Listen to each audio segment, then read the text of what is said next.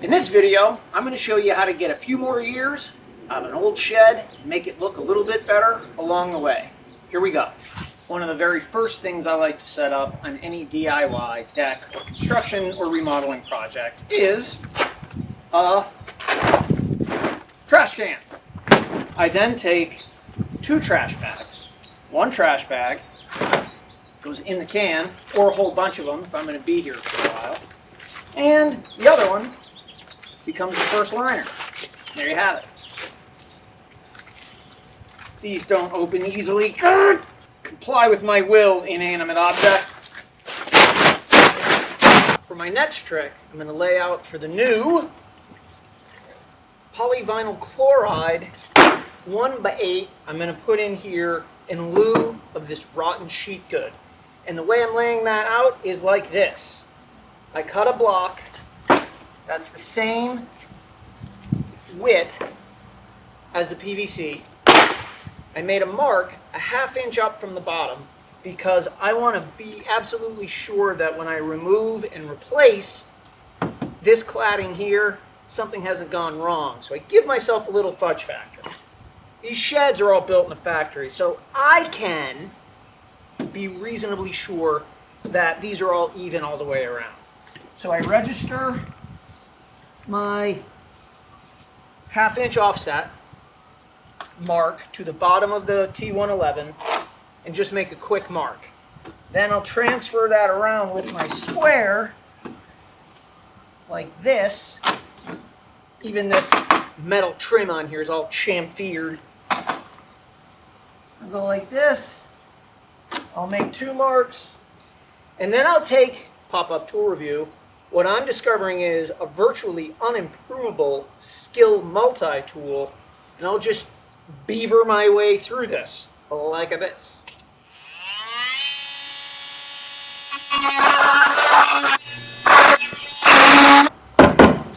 Remove any unnecessary jank.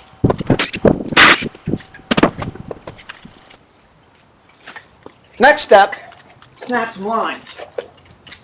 So what I do is I take a screw right here and I screw it in such that it threads in just underneath the line. Then I give this a little loosen up the chalk, hook her on there like this, pay out the line, and then reflect that offset of the screw body down here. I guess it's the screw shank, right, like that. And snappy snap snap. Next, cut them if you got them. And remember, we're keeping the blade on the high side of the line. And while there are a number of ways you can position your circle saw, I like to cut them this way because I can see what the blade's doing. Last thing, my entry cut into here, I don't know if it's right or wrong, but it's what I'm doing, is a plunge cut. And this really isn't the place to find out you either A, don't know how to make one, or B, don't like doing it. Finally, this. You'll see I don't wear safety glasses all the time. I'm a human being. They fill with dust, they're a pain in the butt, they give me a headache. But the likelihood of cutting through a nail here is high. So, protect the eye. I rhymed it. Ha ha! 1, 2, skip a few.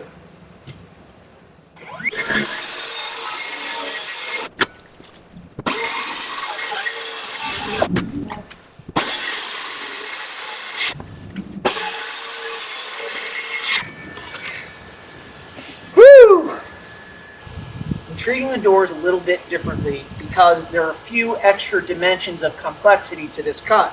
Namely, I don't want to cut the field of the door, so I need to make this cut rather gingerly. Also, there's nothing to measure to from underneath the door to this door trim, so what I've done is I've gotten straight edge, and after transferring my lines, of course, and making this other cut, I'll just run a straight edge between them, mark them, and then make my cut. So I've adjusted the depth of the saw. Where is it? And ever so gingerly, I'll penetrate here, making sure not to cut here, And I'll get this trim all the way across. Plunge cut. See, I stopped just short of the circular saw blade exiting the cut. I'll just finish it off with this.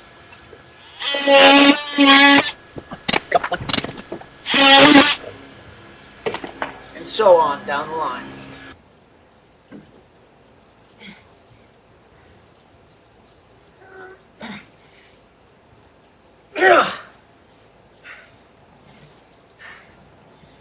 That was fake, by the way. I just pulled this in real life. That was all to make it look like it was a scene.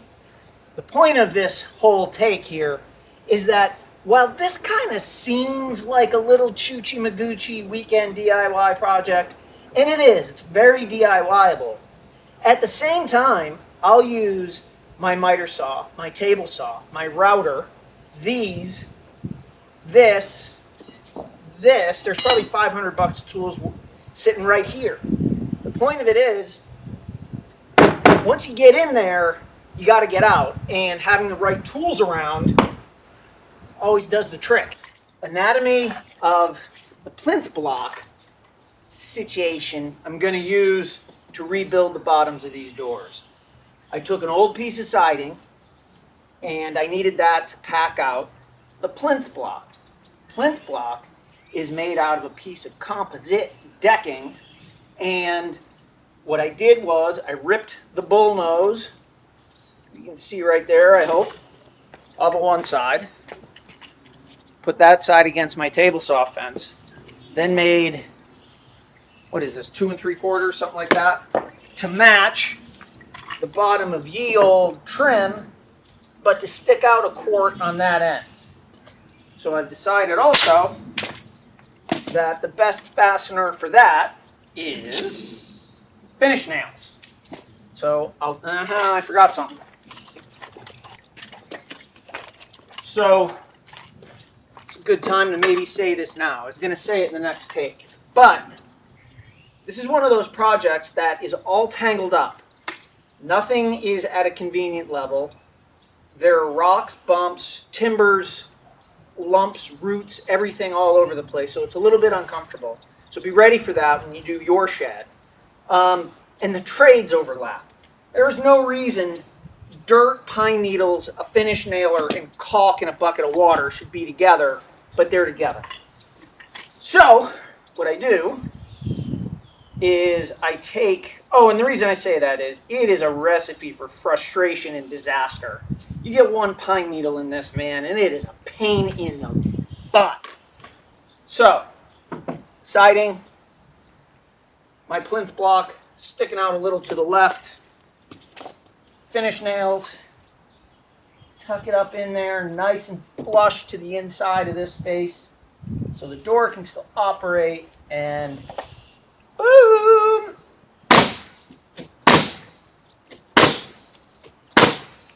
Next, I'll prepare and install whatever this thing is here. Let's call it a waterboard. And that goes on with my favorite stoplish. Teeny tiny little bevel here. Very, very small. Router we go.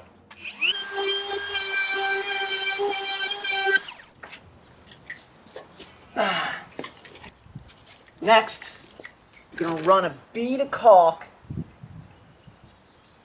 along the back side opposite that chamfer.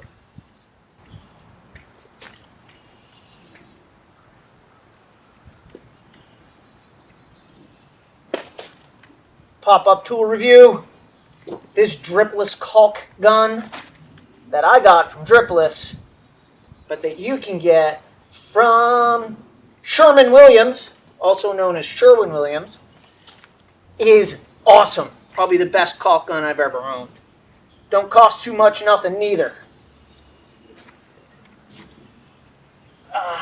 Get on there. Be careful when you're doing this. Not because it's dangerous or anything. Obviously, it's caulk. But man, if this piece tips over and gets dirt in it, blah! What I want to do is to be able to tip this board in, then lift it up and squish that caulk into the end grain of that plywood. That's why I'm taking a little bit of extra finagle the bagel, if you know what I mean. Okay, so let's try again.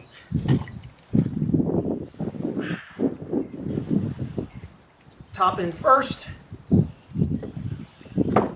Get the bottom. This isn't working. Top in first. I got it.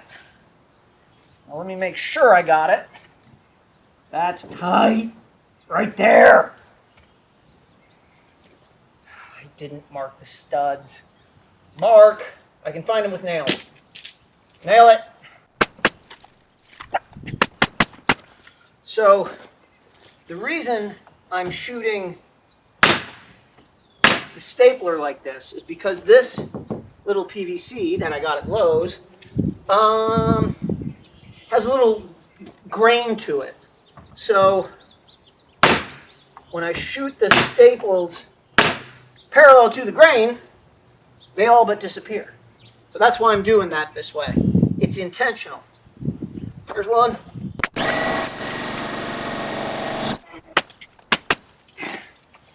There you have it. Next, doors. That's a shadow of the camera right there, in case anybody's interested. Nobody's interested, Mark. Nobody cares about that. What are you talking about? There's not much I can do here with this door, except stop the bleeding. It hasn't rotted up high enough that I can't mask it with this. What you can't see is there's a tuba-tree inside here. So what I'm going to do is do kind of a double threat application.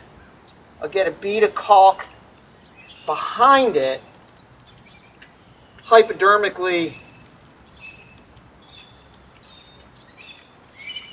This will seal it a little better, and I'll caulk it down when I'm done too from the top. But that'll do that. The bottom will float, and I'll run 2 rows of nails right into that 2x3. I chamfered my edge on here with the router. I marked the location of that 2x3 right here. So now, shoot it, toot it. Same deal on these doors. I cut my new waterboard, run a thick bead of caulk on the back, chamfer the front, and yeah, I get that PVC is a good product for this, but it's got a static charge to it. Everything sticks to it. There's dust everywhere. So be ready for that. By the way, if you set up and cut on grass with this, it is fused to your lawn. Put a sheet of plywood or OSB out or something, stand on a drop cloth, anything. It becomes a permanent feature of your landscaping. So now, I'll tuck this in here. It did fit. There we go. That's schmerfect.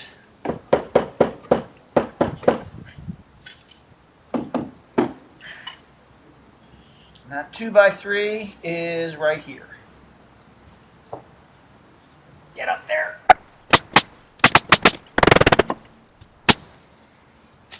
There you have it. Man, we are in striking distance now. Okay, here's this chapter.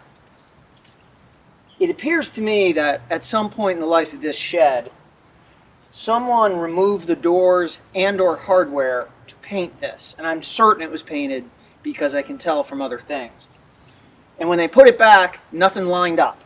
So people over the years have just been smashing this stuff to death, and it didn't operate. So what I done did was got a can of Magic, WD, gave that a little drink, and then I moved this down. Really the reason for this take is this. I needed to get that screw right below the other screw hole.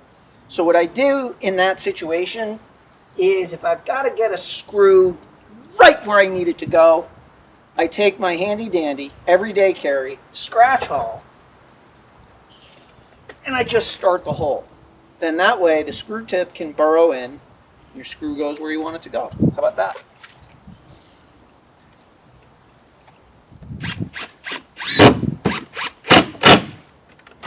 Oh, oh. Click it. And the last little bit is to counter caulk the caulk bead that's up underneath. Water will hit here, run down, skate out and away from the shed. The opposite of what it's been doing all these years prior to now. I love this little project. It's fun, it's a little complicated, but it's an inexpensive way to put a few more years on an old shed. That's about all she wrote from here. I'll see you.